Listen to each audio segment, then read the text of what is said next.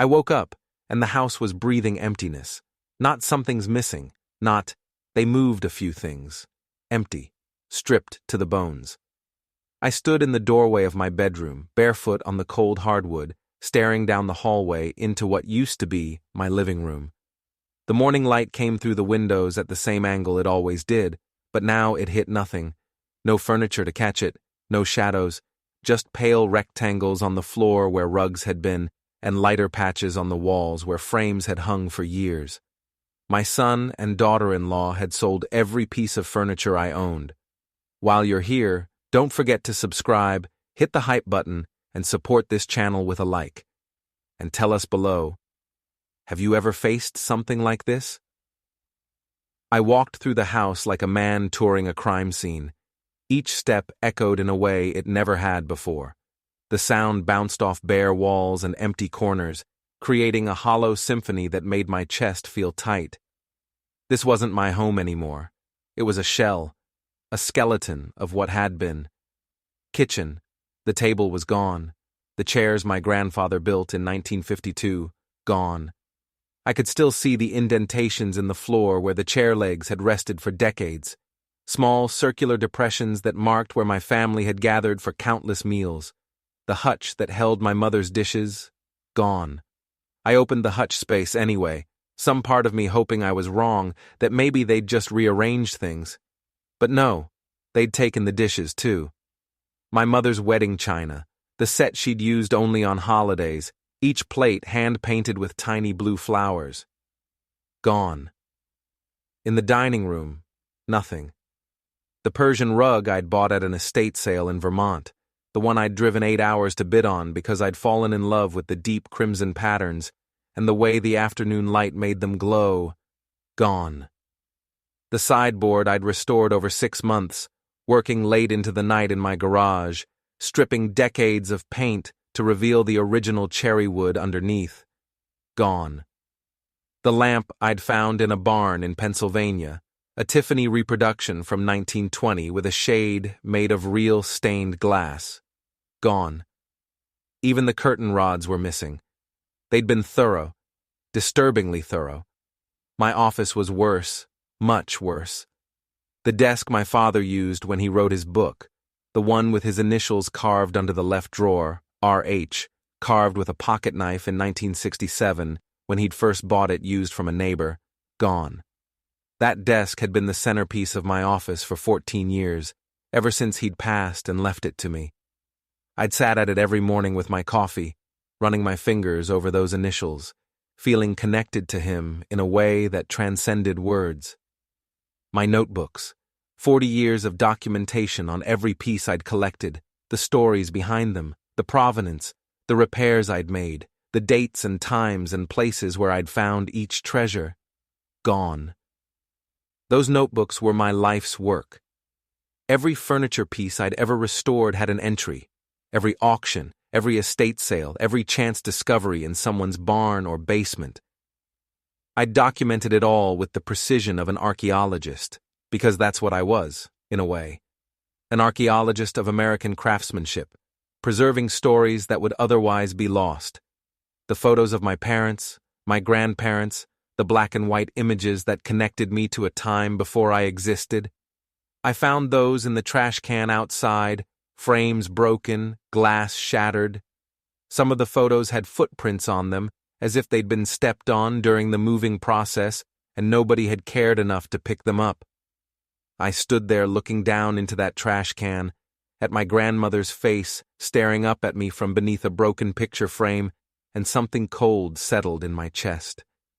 Something that felt like ice forming over water, solid and unbreakable. I stood in the empty office for a long time. The sun moved across the floor, creating slow-moving rectangles of light that traveled from one wall to another. I didn't move. I just stood there, breathing, thinking, feeling something dark and purposeful taking shape inside me. They hadn't just taken furniture. They'd erased my history. Every piece had a story. Every story had a person attached to it. My father's desk connected me to him, to the sound of his typewriter clacking late at night, to the smell of his pipe tobacco, to the way he'd look up and smile when I brought him coffee. The chairs connected me to my grandfather's hands, scarred and strong, the smell of his workshop, sawdust and varnish and sweat, the way he'd let me hand him tools when I was 6 years old, teaching me the names of things, chisel, plane, rasp, spokeshave. The Persian rug. I'd bought that the same week I'd gotten my first big restoration contract, a full dining room set for a museum in Boston. I'd felt like I'd made it, like I'd finally become the craftsman I'd always wanted to be. That rug had been my celebration, my marker of success. Now some stranger probably had it in their living room, with no idea what it meant. Now the house was just walls and floors and the hollow echo of my footsteps. In the kitchen, on the counter, the only surface left in the whole house, a note waited for me like a punchline. I picked it up. The paper was cheap, torn from a notepad. The handwriting was Connor's, rushed and guilty, the letters slanting to the right the way they always did when he was nervous or trying to finish something quickly. "She deserves Paris, Dad." I read it 3 times. The first time the words didn't make sense. They seemed like random syllables strung together, meaningless. The second time, they started to connect. She, Bella, deserves Paris, my furniture, my history, my father's desk, all of it sold to fund a vacation. The third time, I understood completely, and I smiled. Not a happy smile, not even an angry smile. The kind of smile that meant something had broken inside me and reformed into something different, something harder, something that would not bend or break again. A smile that came from a place I didn't know I had, somewhere deep and cold and absolutely certain. I folded the note carefully, with precise creases, and put it in my shirt pocket. Then I walked through the empty house again, slower this time, taking inventory, making mental notes, planning. They'd been thorough.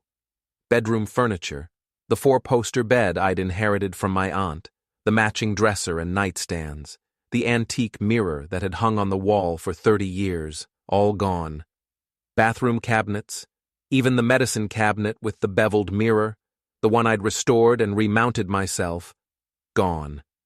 They'd even taken the antique mirror from the hallway, the one I'd found in a condemned building in Baltimore, and spent 3 weeks restoring the silvering, researching historical techniques, mixing my own silver nitrate solution because I wanted to do it right.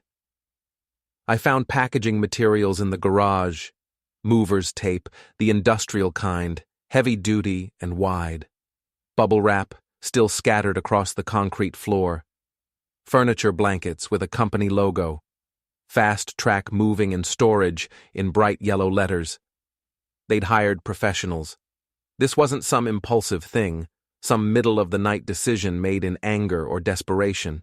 They'd planned it, contacted a moving company, scheduled a pickup time, sorted through everything, deciding what would sell quickly, what needed to go to auction, what could go to consignment. This had taken days to plan, maybe weeks, and I'd known nothing. I pulled out my phone and opened social media. It took me 30 seconds to find them. Connor's account was private, but Bella's was public. Of course it was. Her whole life was public, curated and filtered and presented like a product. Everything about her was a brand, an image, a carefully constructed fantasy of success and luxury and the life she thought she deserved. There they were. Posted 6 hours ago. Connor and Bella at the airport, boarding passes visible in Bella's perfectly manicured hand. Her nails were done, I noticed. Fresh manicure, probably cost $60. Bella's caption, written in her typical style with excessive punctuation and emoji. She deserves Paris. 3 sparkle emoji, 1 airplane emoji, 1 champagne glass emoji. The photo after that showed them in first class, champagne glasses raised, leather seats visible in the background. Bella's smile was wide and white and utterly self-satisfied. Connor looked uncomfortable, his smile forced, his eyes not quite meeting the camera. Good. At least he had the decency to feel guilty. The photo after that showed them at a cafe with the Eiffel Tower in the background. early morning light making everything look golden and romantic. Croissants on the table, more champagne, Bella wearing sunglasses that probably cost more than my monthly electric bill. I scrolled through the comments, hundreds of them. You go, girl. Living your best life. Goals. You deserve this, queen. So happy for you both. Nobody knew. Nobody had any idea that this trip, this luxury, this performance of success was built on theft, on the broken pieces of my history. I closed the app and put my phone away. My hands weren't shaking. That was interesting. I thought they would be. I thought I'd feel something hot, something volcanic, something that would make me want to throw my phone against the wall or kick a hole in the drywall or scream until my throat was raw. But what I felt was cold, clear, clinical. Like someone had opened a window in my mind and let all the fog out, leaving only sharp edges and bright light and absolute clarity. I walked back to the kitchen counter and looked at that note again. She deserves Paris, Dad. 15 days. That's how long their trip was, according to Bella's Instagram story countdown. 15 days in the City of Lights, with a photo of a calendar marked with little heart stickers. 15 days. I looked around my empty house, looked at the spaces where my life used to be, looked at the trash can outside with my grandparents' photos broken at the bottom. 15 days was plenty of time to reclaim what was mine, plenty of time to build something new, something they wouldn't expect, something that would teach them exactly what they'd taken. I pulled the note from my pocket one more time and read it again, slower now, analyzing each word like a forensic document. She deserves Paris, Dad. Not we, not Connor and Bella, just she. This was Bella's idea. Bella's desire, Bella's belief that the world owed her luxury, owed her Paris, owed her champagne and first-class seats and cafe tables with the Eiffel Tower in the background. And Connor, weak, spineless Connor, had gone along with it, had helped her, had participated in the erasure of his own history, his own grandfather's legacy, his own father's life work. I smiled again. They thought they'd won. They thought they'd gotten away with it. Right now, they were in Paris, drinking champagne, taking photos, feeling clever and free and justified. They had no idea what was waiting for them. I folded the note one more time and put it back in my pocket, right over my heart. Then I walked through the empty house one final time that first day, and I began to plan. I spent the first day just documenting everything. Every empty space, every missing piece, every violation of my home and my history. I walked through every room with my phone, taking photos of the empty spaces, the marks on the walls, the scratches on the floors where heavy furniture had been dragged, deep gouges in the hardwood where they hadn't been careful, where they'd let something heavy scrape across the surface instead of lifting it properly. I photographed the trash can with the broken picture frames, zooming in on each photo, each shattered piece of glass, each footprint on my family's faces.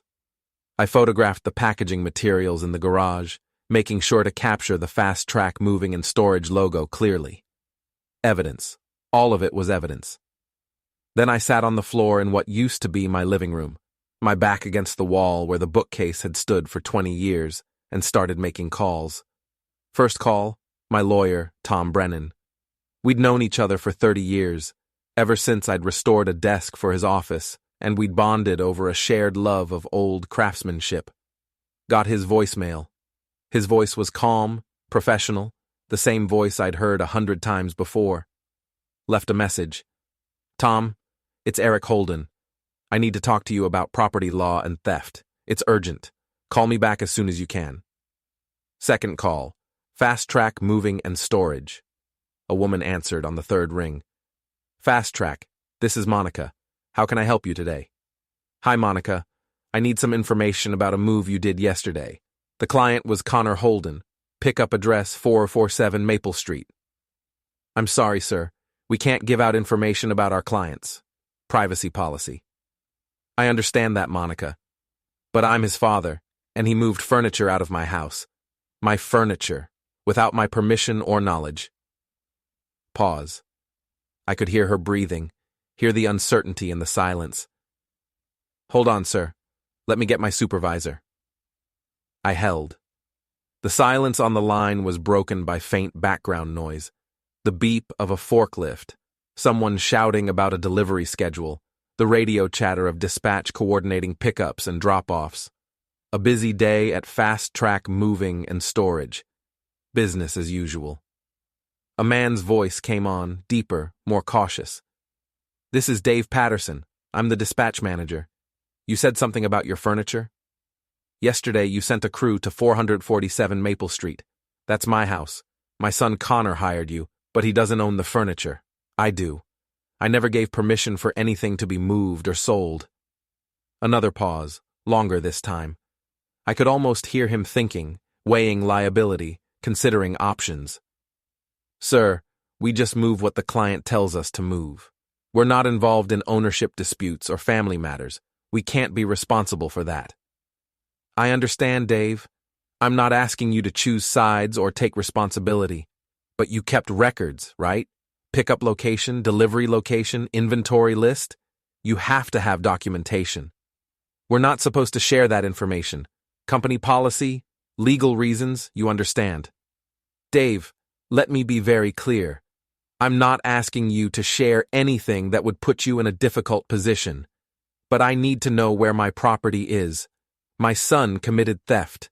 I can file a police report today, subpoena your records through the legal system, involve lawyers and insurance companies, and make this very complicated for everyone involved.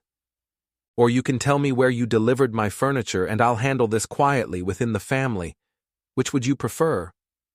Long pause. I heard him breathing, heard papers rustling, heard the click of a keyboard.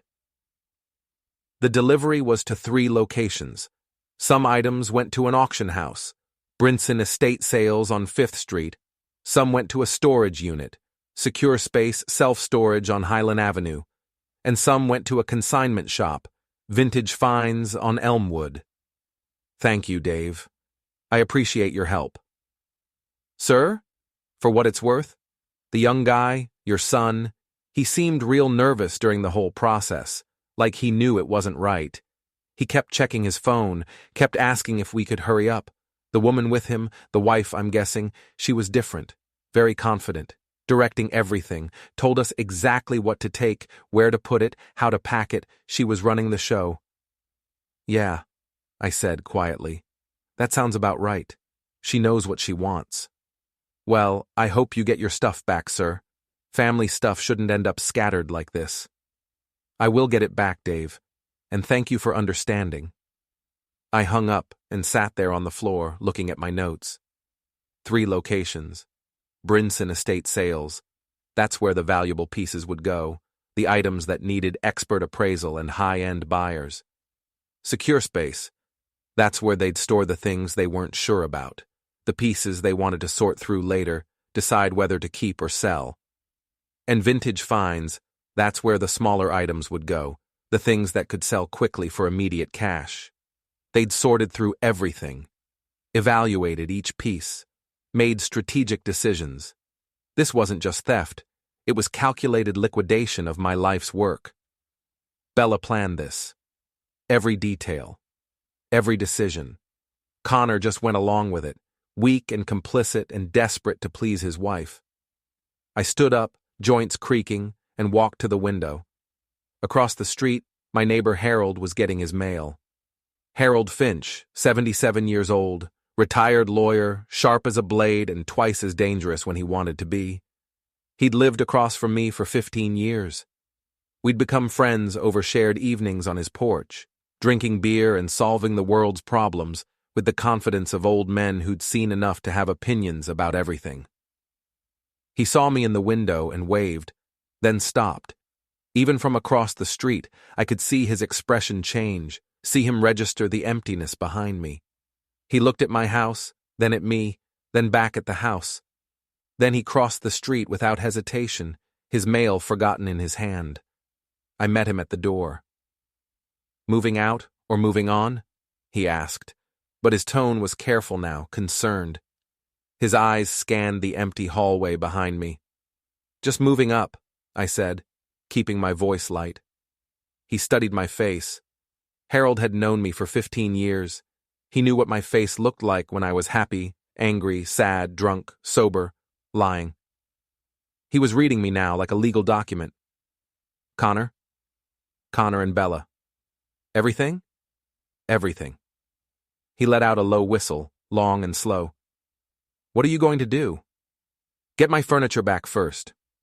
"And then?" I smiled. It felt like my face was learning a new expression, something I'd never made before. "And then I'm going to give them a gift. A homecoming present they'll never forget." Harold looked at me for a long moment, his old lawyer eyes seeing more than I was saying. "You need any help with the legal side of this? Because there are ways to do this right, and ways to do this very wrong." "I might need some guidance, yes. Advice on property law, documentation, that sort of thing." "You know where to find me." He turned to go, then stopped and looked back. "Eric?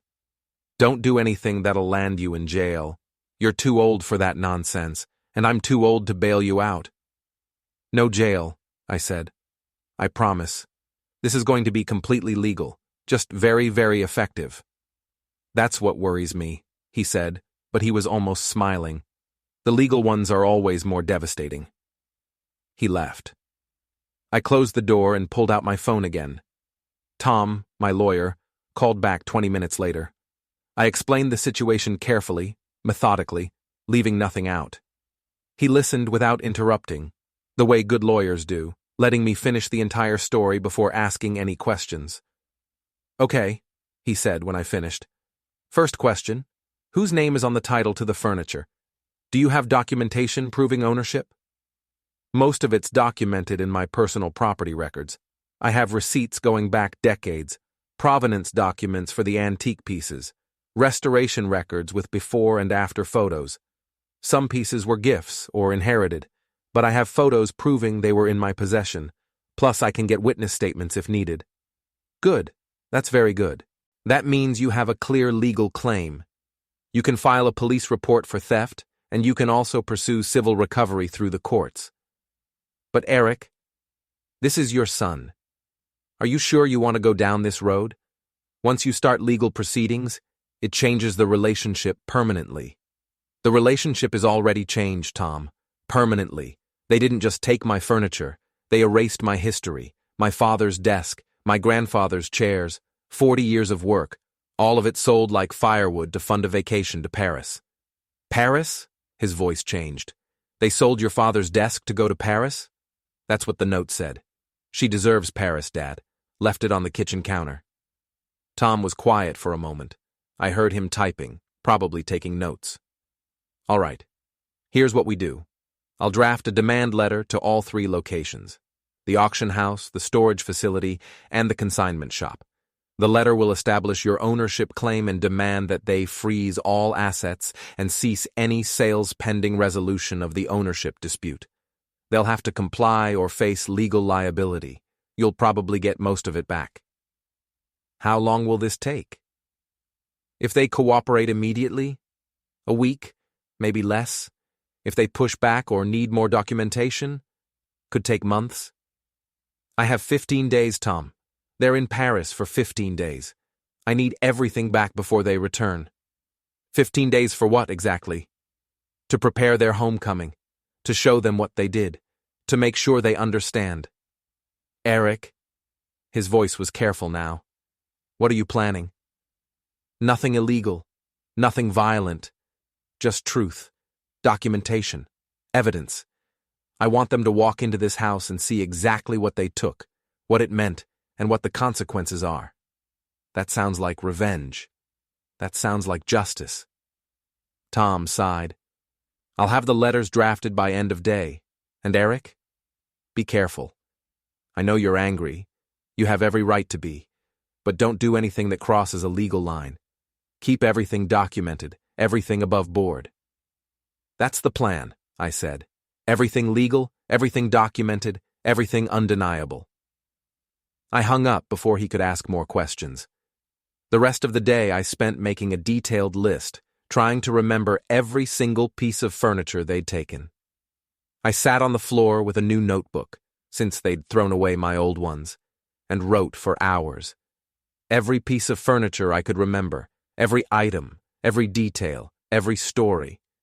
I described each piece with the precision of a museum catalog: dimensions, materials, condition, provenance, restoration work performed. The stories came back as I wrote, flooding my memory with images and sounds and smells.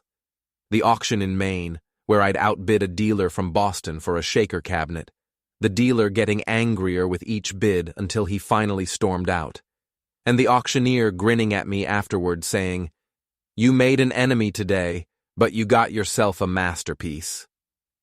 At the barn sale in upstate New York, where I'd discovered a Victorian settee hidden beneath tarps and old farm tools, the farmer's widow told me to just take it. She didn't want any payment. Her husband had been gone for 5 years, and she was tired of seeing his old belongings. I gave her $100 anyway, and she ended up crying. The estate sale where an old woman had sold me her father's desk for $50, because I was the only person who'd asked about the man who'd owned it, who'd wanted to know his story, who'd cared that he'd been a teacher and written lesson plans at that desk for 40 years. Every piece had been a conversation with the past. Every restoration had been an act of respect, a way of saying to the craftsman who'd built these things a century ago, "I see your work. I value your skill. I will make sure your creation survives." And Connor and Bella had sold them like firewood, like trash, like meaningless objects that existed only to be converted into cash for champagne and first-class seats. By evening, I had 12 pages of inventory, single-spaced, detailed, complete. I sat on the floor, my back against the wall, and read through it all. Then I took out the note from my pocket and read it again. "She deserves Paris, Dad." I folded it back up carefully and smiled. She deserved something, all right. Tomorrow I'd start getting my furniture back. And after that, I'd build them a museum, a monument, a cathedral of consequence. They'd emptied my house. I was going to empty their illusions. The next morning, I drove to Brinson Estate Sales. It was a big operation. 2 floors in a converted warehouse, full of furniture and art, and all the things people sold when they downsized, or when someone passed away, or when they just needed cash fast. Claire Brinson was behind the counter, typing something on her computer. She looked up when I walked in. "Eric Holden. It's been a while." 3 years, I said. "That cherry bureau you helped me find." "I remember. You brought me coffee for a week straight." She smiled, then saw my face, and the smile faded. "What's wrong?" "My son brought you some furniture 2 days ago. I need it back." She didn't ask why. That's why I liked Claire. She just nodded and opened a different screen on her computer. "Name?" "Connor Holden." She typed, waited. "Yeah, here it is. 10 pieces. We haven't listed them yet. We do an assessment first. They're still in receiving." "Can I see them?" "Follow me." We went through a door marked "Staff Only" and down a corridor to a large room filled with furniture in various states of evaluation. Claire led me to a section in the back corner. There they were: my father's desk, the shaker cabinet, the Victorian settee, a walnut bookcase, 6 chairs from a dining set, a hall tree, a credenza. I walked up to my father's desk and ran my hand over the surface. There were his initials under the left drawer, where I'd showed Connor when he was 10. "See? This was your grandfather's. Someday it'll be yours." Someday. "Eric?" Claire's voice was gentle. "You want to tell me what happened?" Connor and his wife took everything while I was asleep. Sold it to pay for a trip to Paris. Oh God. "My lawyer's sending you a demand letter. The furniture's legally mine. But I'd appreciate it if you'd hold off on any sales until this gets sorted." "Of course, Eric, I'm sorry." "Not your fault." I turned away from the desk. "How much were they asking?" She checked her tablet. They wanted $8,000 for the lot. $8,000. My father's desk alone was worth more than that. The shaker cabinet was worth 3 times that. They'd undersold everything just to get fast cash. Would you be willing to sell it back to me? I asked. I'll pay you for your time and trouble. You don't have to.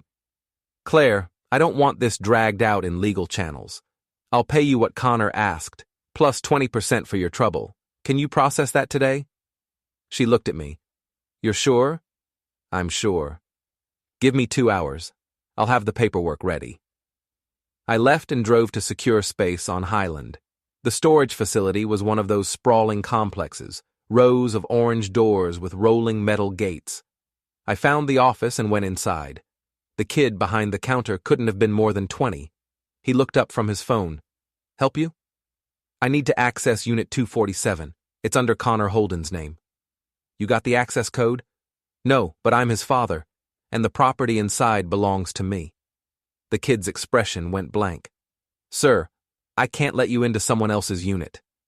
Even if the property is mine? I'd need documentation. You'll have it by tomorrow. In the meantime, I just want to see what's in there. You can stand right next to me. I won't take anything. Can't do it. Policy. I looked at him for a long moment, then pulled out my phone and called Tom. Tom, I need you to send that demand letter to Secure Space Storage on Highland, and call them right now. Tell them Unit 247 contains stolen property, and they need to freeze access immediately. Tom sighed. You're really doing this. I really am. Give me 20 minutes. I hung up and smiled at the kid.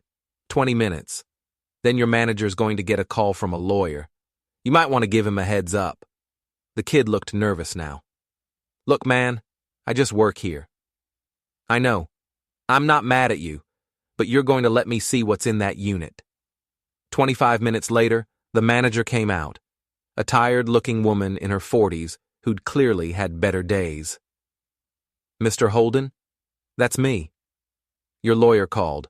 We're freezing the unit pending resolution of the ownership dispute, but he asked if we'd let you do a visual inventory. Supervised. That acceptable?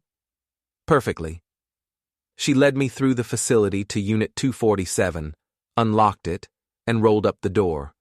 More of my furniture, the Persian rug, rolled and wrapped, a mahogany armoire, 2 nightstands, a trunk that had belonged to my grandmother, lamps, boxes of smaller items, dishes, books, the broken picture frames they'd apparently decided to store instead of leaving in the trash.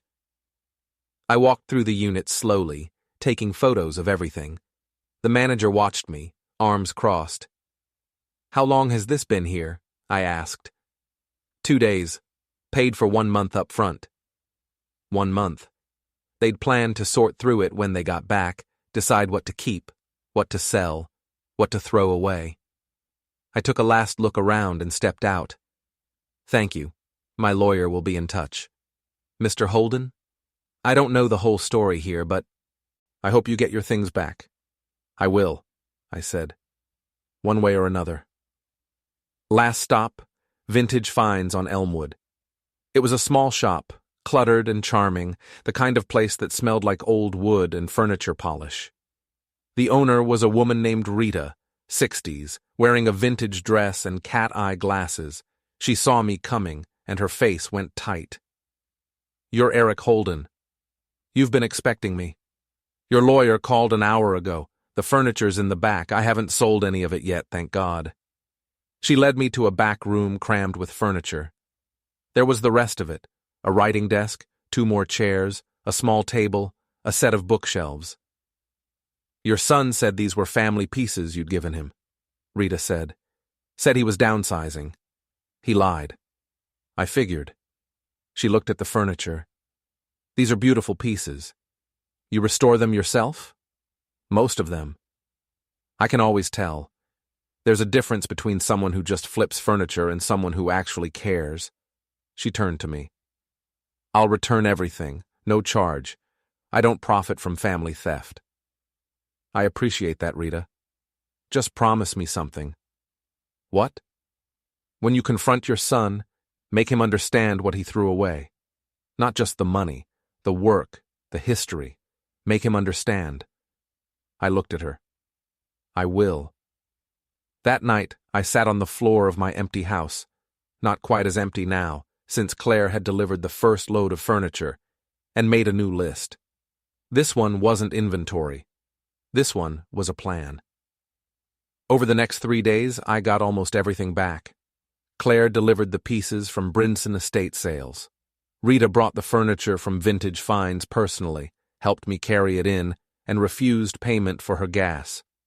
The storage facility released everything after Tom sent them a legal opinion confirming ownership. By the end of the week, my house looked almost normal again.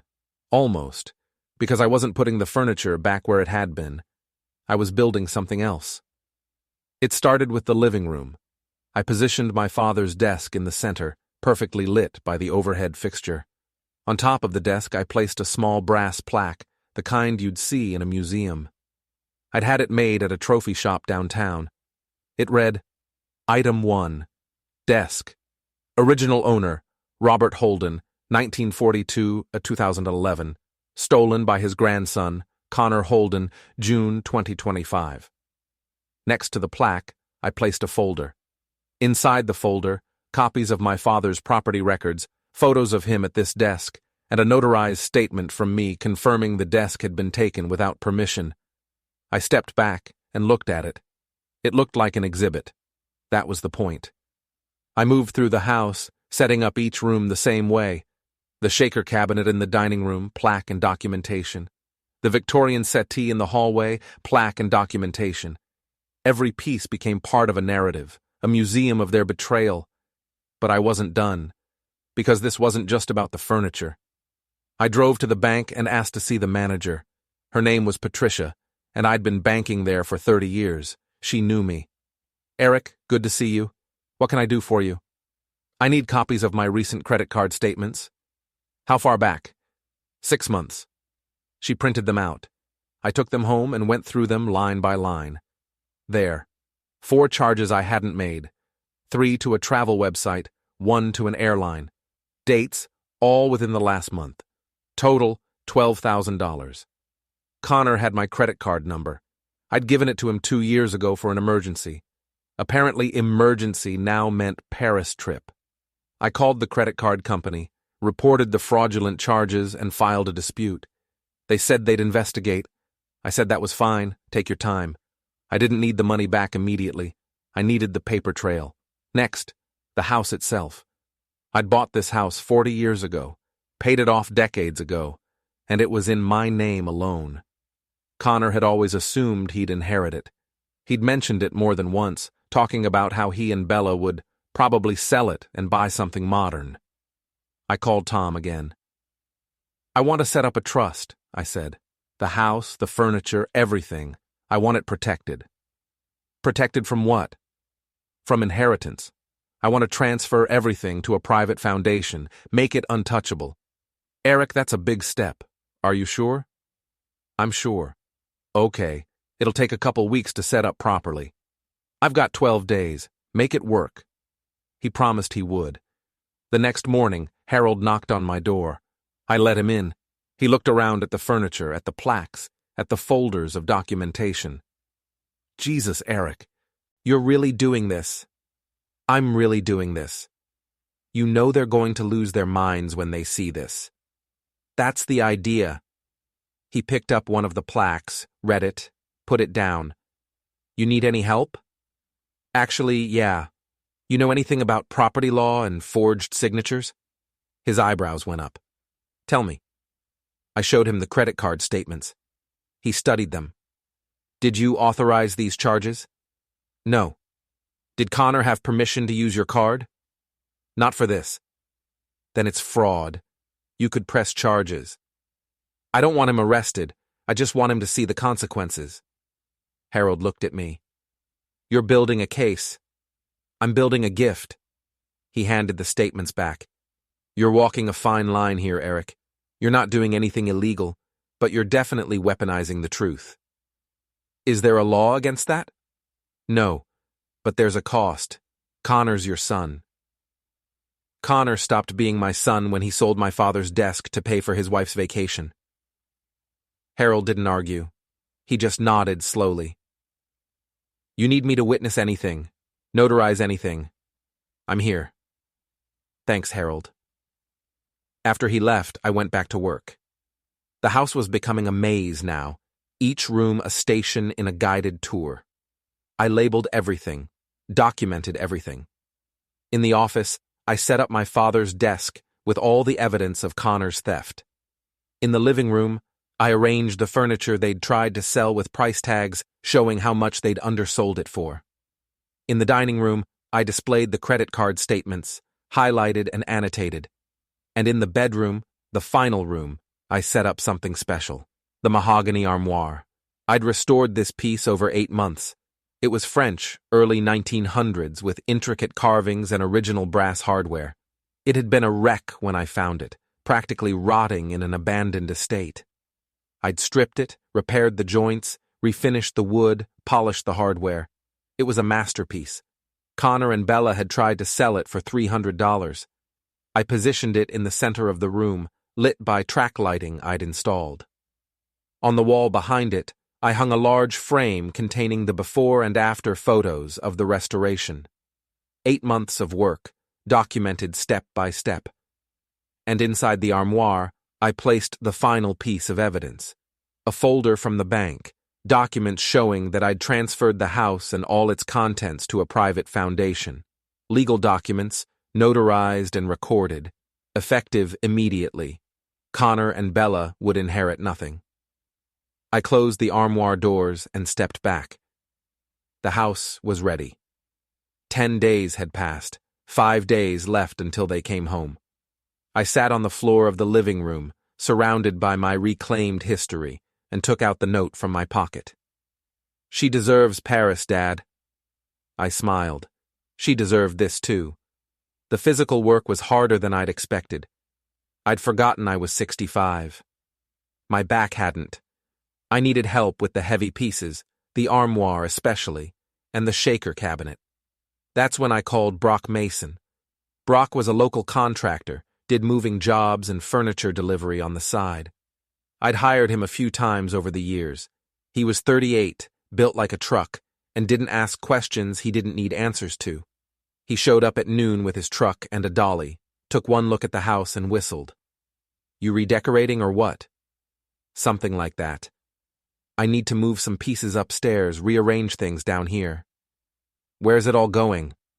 I showed him my sketches. I'd drawn out the whole house, room by room, with exact placement for each piece of furniture. He studied it like a blueprint. This is specific. It needs to be. All right, let's do it. We worked for 4 hours. Brock did most of the lifting, but I helped where I could, guiding pieces through doorways, making sure nothing got scratched. The armoire was brutal. 300 pounds of solid mahogany. We had to tilt it, shimmy it, curse at it. Brock's shirt was soaked through by the time we got it positioned. I don't know what you're building here, he said, wiping his forehead, but somebody's going to be real impressed or real terrified. Maybe both. He looked at the plaques, the documentation, the careful staging. This about your son? How'd you know? Small town, word gets around. He coiled up his lifting straps. For what it's worth, my old man would have done worse if I'd pulled something like this. Yeah? What would he have done? Probably would have just beaten the hell out of me. He grinned. Your way's smarter, cleaner, more psychological. I'm trying not to create new trauma, just illuminate old mistakes. Brock laughed. Man, you got away with words. He left around 4. I paid him double what he asked. He tried to refuse, but I insisted. You're part of the construction crew now, I said. This is important work. If you say so. He climbed into his truck, then leaned out the window. Eric, whatever happens when they get back, I hope it's worth it. It will be. That evening, Julia showed up. I hadn't seen my ex-wife in 6 months. We'd divorced 12 years ago. No drama, just 2 people who'd grown in different directions. We were still civil. She still cared, and she was still Connor's mother. She stood in the doorway, looking past me into the house. "Oh, Eric. Come in." She walked through slowly, the same way I had that first morning, but her reaction was different. She saw what I'd built. She understood immediately. "You're punishing him." "I'm educating him." "This is cruel."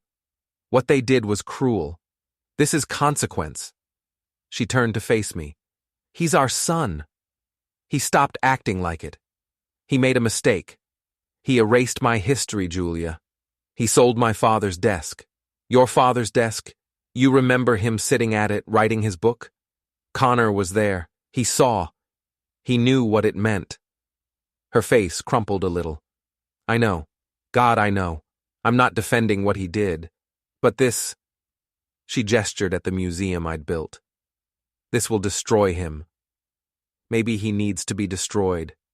Maybe he needs to be rebuilt. That's not your job anymore." "Then whose job is it?" "Yours? Because you've been trying for 34 years and look where it got us. That was cruel. I saw it land." Julia's eyes went hard. "You're angry, I get it. But don't become something you'll regret." "I won't regret this. You don't know that." She moved toward the door. "I'm asking you, as someone who loved you once and still cares about you, please don't do this. Send him a bill, take him to court. But don't destroy him emotionally. That's not justice, that's revenge."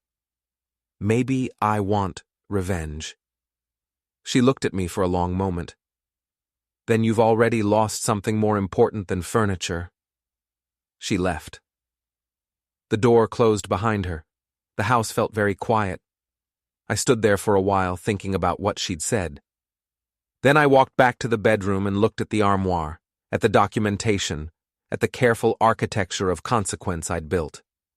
She was right. This was revenge, but sometimes revenge was just another word for making sure the truth couldn't be ignored. I went back to work. 3 days left. I spent the next 2 days refining everything, adjusting the lighting so each piece was perfectly visible, reprinting some of the plaques to make them clearer, adding more documentation, photos, receipts, restoration journals. I wanted the story to be undeniable. In the living room, I created a timeline. Photos of each piece of furniture when I'd first found it, during restoration, and after completion. 30 years of work, displayed like a gallery exhibition. Under each photo, I wrote the story, where I'd found it, what condition it had been in, what I'd done to save it. The Shaker cabinet. Found in a barn outside Portland, Maine, 1997. Doors rotting, shelves warped. Took 6 months to source matching wood for repairs. Original maker's mark preserved inside right door. The Victorian settee. Estate sale, Burlington, Vermont, 2003. Springs broken, fabric destroyed by mice, rebuilt frame, replaced springs, researched historically accurate fabric, 200 hours of work. My father's desk. Inherited 2011. Original owner, Robert Holden. He wrote his book at this desk, 1989 to 1994. Refinished surface 2012 to preserve wood, kept all original hardware. Connor was told at age 10 this would be his someday. Each story was a small dagger, factual and devastating. In the office, I set up what I called the financial truth section. Printouts of Connor and Bella's spending over the last year. Credit card statements I'd obtained through legal channels, since Connor had once made me an authorized user on one of his accounts. He'd forgotten about that. I hadn't. The numbers told a story. Luxury purchases, restaurant bills, designer clothing, all of it on credit, all of it mounting. They were drowning in debt. And then, in the middle of all that red ink, the Paris trip. $12,000 charged to my card. I printed out Bella's Instagram posts too, all those "she deserves Paris" captions, the photos of champagne and the Eiffel Tower and designer shopping bags. Under each printout, I added a simple note. Financed by credit card fraud. In the dining room, I displayed what I called the inheritance reality section. The documents from Tom, the trust agreement, the foundation papers, the legal transfer of assets. Everything notarized, everything official. Connor would walk through this house expecting to inherit it someday. He needed to know that someday had been canceled. And finally, in the bedroom, the armoire. I'd saved the best for last. Inside, I'd placed a wooden box, cherry wood, dovetail joints, a piece I'd made myself 20 years ago. Inside the box, I put the original note they'd left. She deserves Paris, Dad. Next to it, a new note in my handwriting. And you deserve the consequences. And under that, the full dossier. Bank statements showing the fraudulent charges, screenshots of my dispute with the credit card company, a letter from Tom explaining the legal definition of credit card fraud, and a final document, not a police report, not yet, but a notarized statement from me confirming that the charges were unauthorized and that I considered them theft. I wasn't going to press charges, but they didn't need to know that. Not immediately. Let them sit with the possibility. I closed the armoire and locked it. Put the key in my pocket. The house was ready. I walked through it one last time, room by room, checking everything. The lighting, the plaques, the documentation. It looked like a museum exhibit. Professional, undeniable. My phone buzzed. A message from Brock. Need anything else before the big day? I smiled and typed back. All set. Thanks for your help. Anytime. Give 'em hell. 2 days left. I spent them resting, cleaning, making sure the house was perfect. I wanted no distractions, no mess, nothing that would dilute the impact. On the final day, I got a notification from Instagram. Bella had posted a new photo, her and Connor at the airport, coming home. Caption, back to reality, but taking the magic with us. I looked at the photo for a long time. They looked happy, tanned, relaxed, not for long. I went to the kitchen, the only room I'd left untouched, and made coffee. Sat at the counter with the note in front of me. She deserves Paris, Dad. Tomorrow they'd be home. Tomorrow they'd walk through that door expecting to return to normalcy, maybe feeling a little guilty, maybe planning to apologize. Tomorrow I'd show them what they'd really earned. I finished my coffee, folded the note, put it back in my pocket. Then I turned off all the lights in the house except the track lighting over each furniture piece. The house glowed like a gallery after hours, each exhibit lit and waiting. I sat in the dark hallway, waiting for morning. Their flight landed at 3 in the afternoon. I tracked it online. By 5, they'd be home. I spent the morning doing final checks, made sure every plaque was straight, every folder in place, every light adjusted. The house had to be perfect. At 4:30, I heard a car pull into the driveway. My heart rate didn't change. Interesting. I thought it would. I thought I'd feel nervous or angry or something volcanic. But all I felt was calm, ready. I positioned myself in the hallway, in the dark, where I could see the front door, but they couldn't see me.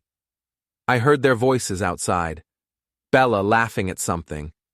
Connor saying something about being tired, keys jingling.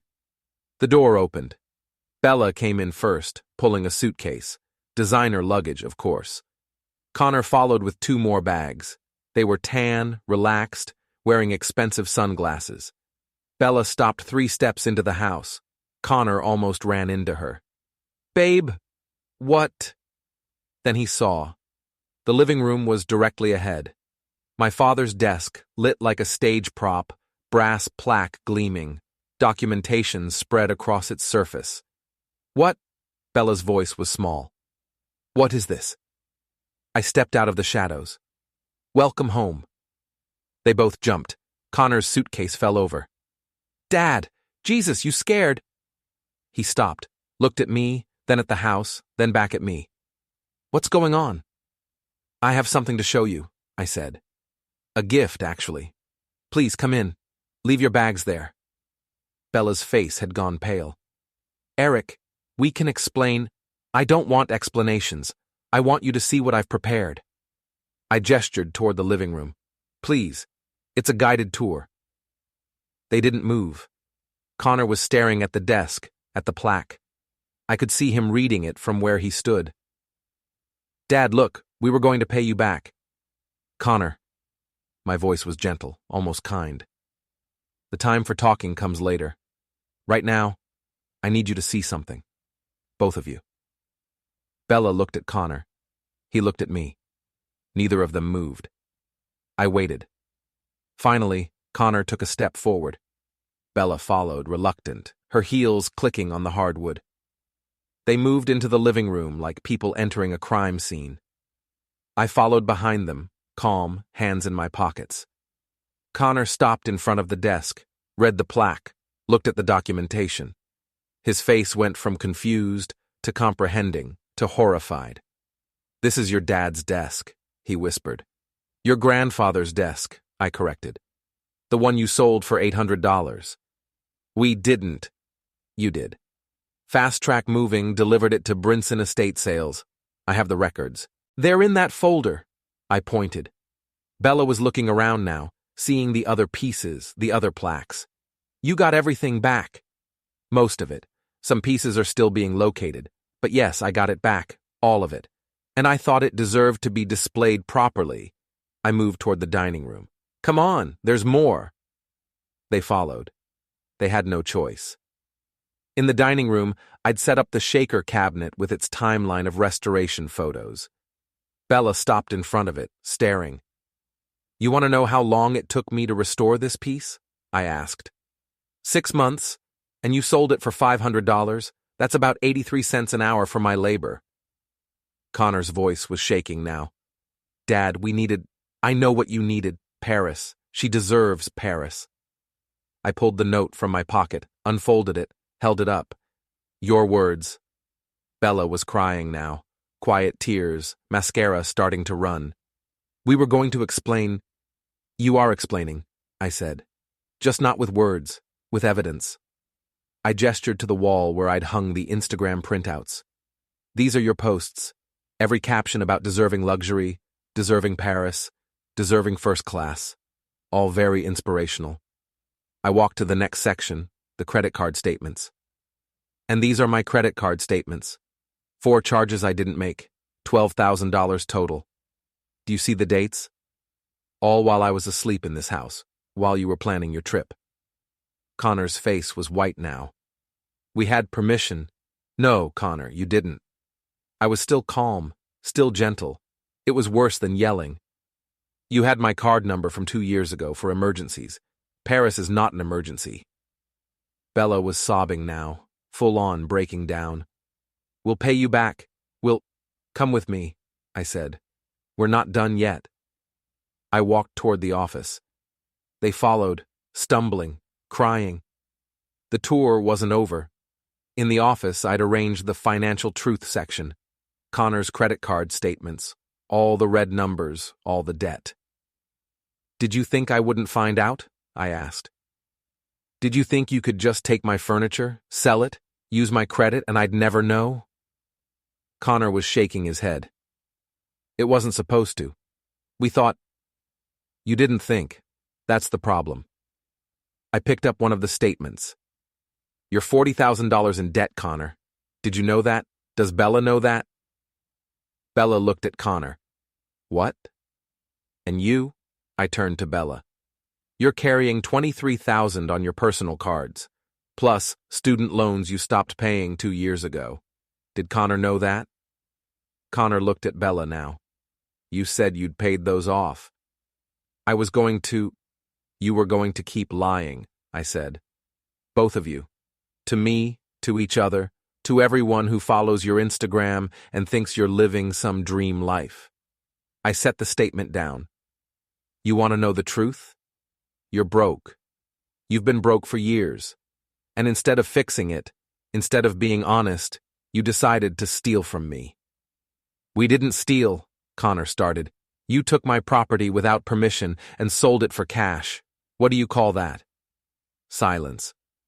Come on, I said. One more room. The bedroom, the armoire. They stood in front of it. Bella still crying, Connor looking like he might vomit.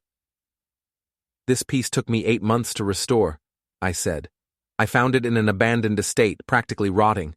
I stripped it, repaired every joint, refinished the wood, 200 hours of work." I gestured to the framed photos on the wall. "You can see the process there, before and after." I walked to the armoire and ran my hand over the surface.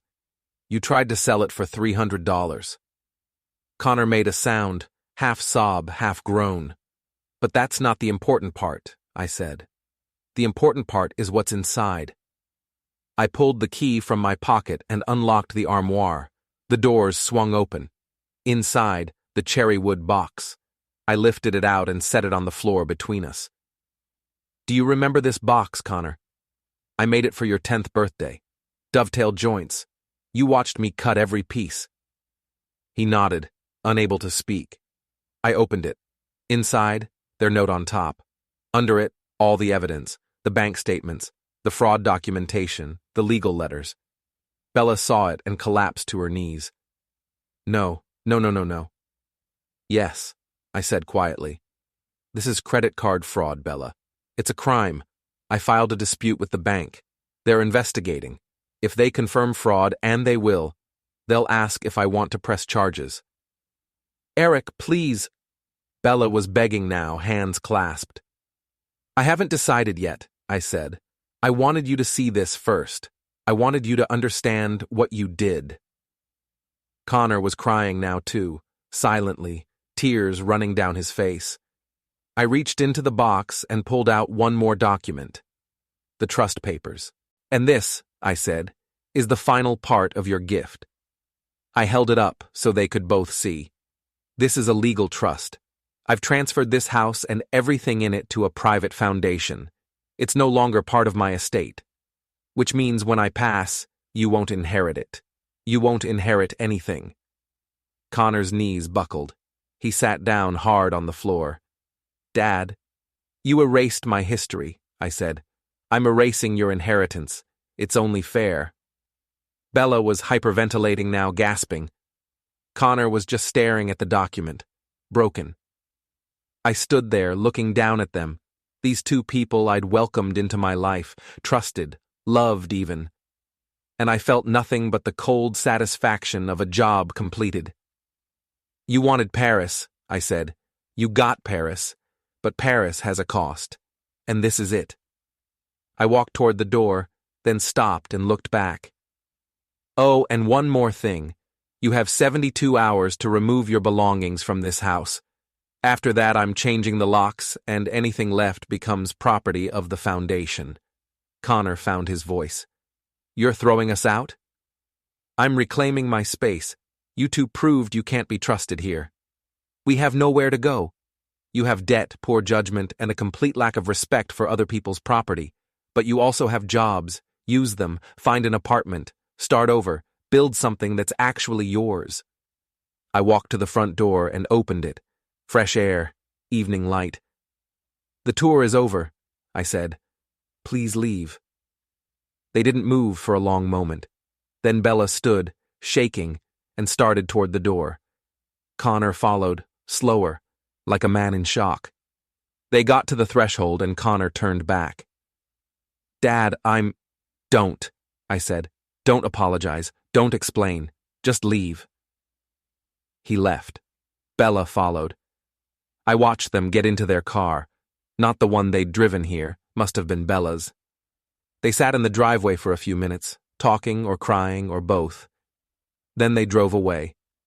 I closed the door and locked it. The house was quiet. Just me and the furniture and the ghosts of 30 years of work.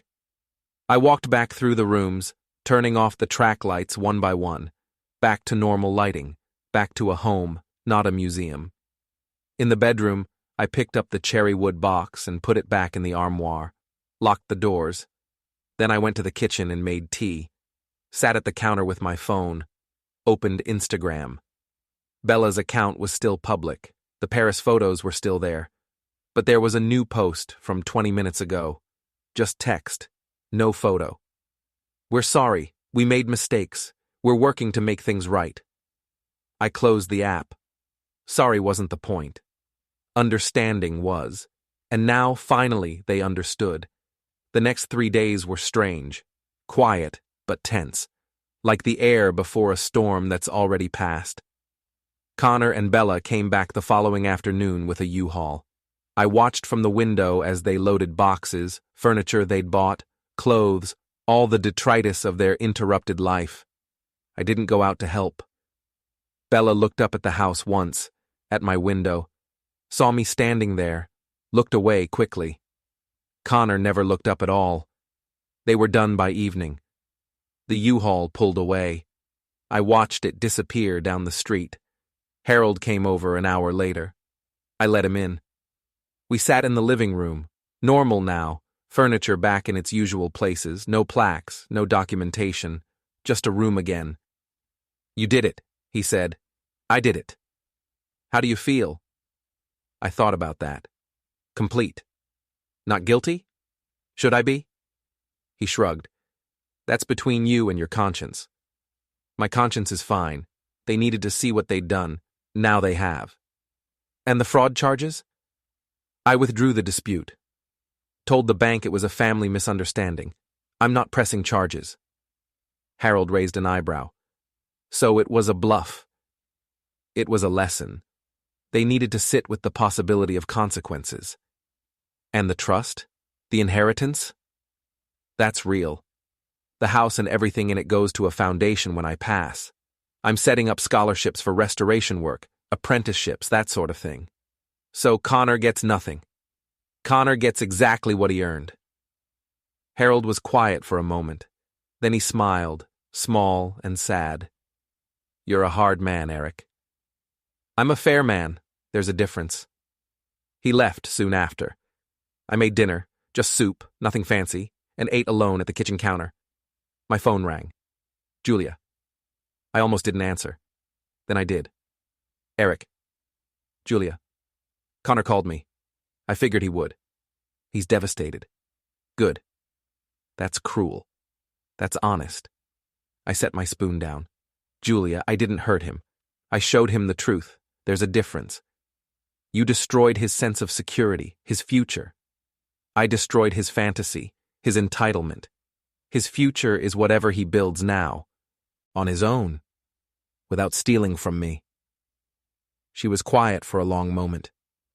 "Do you think he learned anything?" "I think he learned that actions have consequences. Whether he internalizes that is up to him." "And us? You and me?" "We're fine, Julia. This was never about you. I'm his mother. It's always about me a little bit. Then help him grow from this. Don't enable him. Don't make excuses. Make him face what he did." "I'm not sure I can do that." "Then you're part of the problem." She hung up. I finished my soup. The house was quiet that night. Very quiet. I walked through it one last time before bed, touching the furniture, the pieces I'd saved, restored, protected. They were safe now, all of them. In the bedroom, I unlocked the armoire one last time and took out the cherry wood box. Opened it. Inside, their original note. "She deserves Paris, Dad." I folded it carefully and put it in my desk drawer. A souvenir. A reminder. Then I went to bed and slept better than I had in 2 weeks. The next morning I got a text from Brock. "Heard they moved out. You good?" I typed back, "I'm good, thanks for asking." "Anytime, man. You need anything, you know where I am." I put my phone down and looked around the house. Everything was back where it belonged, order restored, history preserved. But something was different now. The house felt lighter somehow, like a weight had been lifted. Connor and Bella had taken something when they'd stolen my furniture. Not just the physical pieces, though those mattered. They'd taken my trust, my peace, my sense that family meant something. And I'd taken it back. Not the trust, that was gone forever, but the peace, the sense that I controlled my own life, my own space, my own legacy. I stood in the living room and looked at my father's desk. The morning light hit it the same way it had for years. The initials under the left drawer still there. The history preserved. Thanks, Dad, I whispered. No answer, just the quiet house and the morning light. It was enough. A week passed, then another. Connor didn't call. I didn't expect him to. Bella deleted her Instagram account. I checked once, out of curiosity. The whole thing, gone. All those "she deserves Paris" captions vanished into the digital void. Life went back to normal. I worked on a new restoration project, a Victorian writing desk I'd found at an estate sale. Someone had painted it with white latex paint, covered up all the original walnut. It would take months to strip it properly, but I had time. I had nothing but time. Claire from Brinson Estate Sales called one afternoon. Eric, I have something you might be interested in. What is it? A client brought in a set of dining chairs, American Empire, 1830s. They need work, but the bones are good. I'll come look tomorrow. I did. The chairs were beautiful under the damage. I bought all 6. Brock helped me get them home. We unloaded them in the garage. Back to the old routine? He asked. Back to the old routine. Good. The world needs more of this. He gestured at the chairs. People who fix things instead of just throwing them away. Everything worth having is worth fixing, I said. He grinned. That include people? People have to want to be fixed first. He left. I spent the afternoon in the garage, examining the chairs, planning the restoration. It felt good, purposeful. Harold stopped by that evening. You doing okay? Better than okay. No regrets? About what? Connor. The whole thing. I thought about that. No. No regrets. You think he'll ever come back? Maybe. But not as the person he was. That person doesn't exist anymore. And if he comes back changed, then we'll see. Harold nodded. You're a hard man to figure out, Eric. I'm a simple man. I just want people to be honest, to take responsibility, to respect the work that went into building something. And when they don't, then they learn. He left. I made dinner and ate on the back porch, watching the sun go down. The house behind me, solid and safe and mine. Later that night, I got an email. From Connor. Subject line. I'm sorry. I stared at it for a long time. Then I opened it. Dad, I don't know if you'll read this. I don't know if you care. But I need to say it anyway. I'm sorry. Not because I got caught. Not because there were consequences. I'm sorry because I finally understand what I took from you. It wasn't just furniture. It was your history. Your work, your connection to people who came before us, and I treated it like garbage. I treated you like garbage. I don't expect you to forgive me. I don't expect anything. But I wanted you to know that I'm trying to be better. I got a second job. Bella and I are in counseling. We're paying off our debts. It's slow and it's hard and some days I want to quit. But then I remember that desk, Grandpa's desk, and I remember you telling me it would be mine someday if I earned it. I'm trying to earn it. That's all. Connor. I read it 3 times. Then I closed my laptop and went to bed. The next morning, I opened my desk drawer and took out the note they'd left. She deserves Paris, Dad. I looked at it for a long moment. Then I took out my lighter and burned it. Watched it curl and blacken and disappear. Some things didn't need to be preserved. Some things needed to be released. I threw the ashes in the trash and went back to work on the Victorian writing desk. Stripping paint was meditative, slow, satisfying. Each layer revealed more of the original wood underneath. By afternoon, I could see the walnut grains starting to emerge. Beautiful. Worth saving. My phone rang. Unknown number. I answered anyway. Mr. Holden, this is Claire from Brinson Estate Sales. I have something unusual. A client wants to sell a complete bedroom set. Early 1900s, solid oak, needs restoration. They specifically asked if you'd be interested. Who's the client? She didn't want to give her name, but she said to tell you. She said, tell him this is Bella, and I'm giving back what I took. I was quiet for a moment. What's the furniture worth? In current condition, maybe 2,000. Restored properly, could be 15. Buy it, I said. I'll pay you back. You sure? I'm sure. I hung up and stood there in my garage, surrounded by half-stripped furniture and the smell of paint thinner. They were trying, both of them. Connor with his email, Bella with her furniture donation. It didn't erase what they'd done. It didn't rebuild the trust, but it was a start. Maybe redemption is just a beginning, a seed in burned ground. I returned to the writing desk and kept stripping paint. The walnut underneath was scarred, but real, worth saving. 2 months later, Connor sent a photo of a small new apartment. In the corner stood the Victorian chair I'd once given them. Caption, "Starting over, building something real this time." I replied, "Good, keep going." That night I finished the desk. The wood looked alive again. Harold invited me for a beer. We sat on his porch in quiet, and I told him Connor was figuring things out. "I just know the value of restoration," I said. Back home, my house felt full again. Every piece of furniture, every memory reclaimed. They'd tried to erase me, but I'd protected what mattered. I'd won by facing the truth, not by revenge. I touched my father's desk, his initials still carved underneath. "Thanks, Dad," I whispered. The house breathed with life. They tried to empty my home, but in the end, theirs was the one left empty.